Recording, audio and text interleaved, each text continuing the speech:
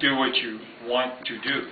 Now, in watching the last presidential election, the current occupant of the White House did a really good job using the social media, all the Twitters and YouTubes and that sort of.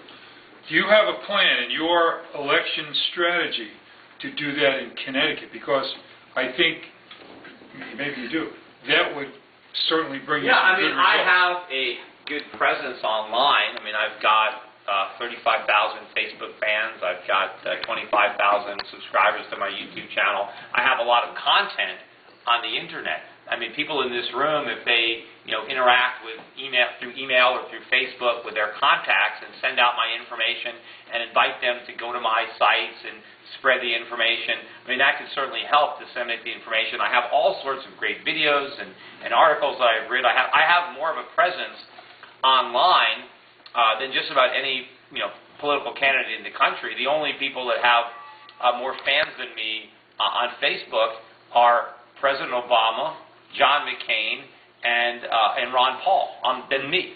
So a lot of people know, I have a big presence. If we can just get more people in Connecticut to go online, I mean, I know I can attract a lot of young people, a lot of young voters who would normally go to the left, who might vote, for the Democrat. They're going to come over and vote for me. How would you describe your strategy to get there? Where are you going with this? Well, I mean, what I need to do first, I need to win the Republican primary. And I think the strategy is this one, to let more people know that I'm here and that they have the opportunity to vote for me. Because what we know from the statistics now, if you look at my favorables versus my unfavorables, they're higher than anybody in the race, including Dick Blumenthal. So when people find out about me, and this includes independents, they overwhelmingly tend to support me. The only reason that I'm not winning right now is because enough people haven't heard of me. So, we've got to try to get the message out there. And also, we've got an opportunity because the Republicans at the convention nominated a candidate that can't win. Linda McMahon has too much baggage to win this race. I mean, you look around the country, people are hungry for somebody who's an outsider, for a business person. They are sick of the incumbents. They want to throw the bums out. Yet our bum, Dick Blumenthal, is beating our outsider by 23 points. Peter, if we could take this seat, we could take the Senate, I believe. Oh, yeah, I mean, if we can win in Connecticut. But, so, Linda can't win. I can, because I've got all the positives without any of the negatives. I've got real relevant business experience. I'm not a show business promoter. I'm running a financial company. I'm an economist. I understand the problems. I've been warning about them. I've been critical of Washington, of Democrats and Republicans for 10 years. She hasn't said boo. She hasn't expressed one opinion on anything until she decided one morning she was going to run for Senate. She doesn't know anything. No, I mean, so we don't even know if she's a Republican. She could just easily be a Democrat. She's spending more time at the Democratic conventions than at Republican conventions. She's given, money to Rahm Emanuel. She gave money to Rob Simmons' opponent. She helped beat him the last time he ran. So who knows? But I know that if people are really want to, somebody different. They don't want politicians. Look at how can Chris Dodd be so unpopular? Yet Dick Blumenthal, his hand-picked protege, is so popular. And what is he? He's a lawyer. He's a lawyer politician. I mean, no one likes lawyers. No one likes politicians. He's both. How could he possibly be so popular? And look at the mess the state is in. We are in debt. Per capita, we're in the most debt of any state in the union. He's been there for 20 years. How can he not bear responsibility? What is he going to say? Send me to Washington because I've done such a great job in Hartford? He's done a lousy job. So why are we going to give him a bigger podium? I mean, we can't unleash Blumenthal on the country, knowing what he's done to our state. What do you think people don't get?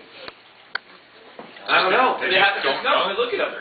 Look at his. I mean, what did he done? He was born, I think, to a wealthy family, and then he married into an even wealthier family. He's never actually worked in his life. All he's done is screwed up everybody else's business. Right? The only paycheck he ever signed was to his housekeeper, and that was with his wife's money. So what does he know about business, about economics? How about debates? Well, I'd love to debate the guy because he wouldn't have a chance. Right. I mean, he's terrible. And they want to set up a debate in every congressional district, which is something we're working on. Peter will devastate them, all of them. That's a given. What are you going to do is the question. Yeah. What are you going to do with your campaign people to get the word out? Right. Well, we're trying what we can. I mean, first of all, we need to raise money, which we're doing now because we need to buy the airtime. Because apparently people don't read the newspapers, and they get their information on commercials. And so we need to raise money. I've been on the radio. I did 6 weeks of radio ads so far and 2 weeks of TV ads, but I need a lot more than that. For the last month going into the campaign, I need to be all over the place, and so I need to raise a lot of money. So, I'm going to a big, convention conference this weekend in Aspen with a lot of heavy hitters.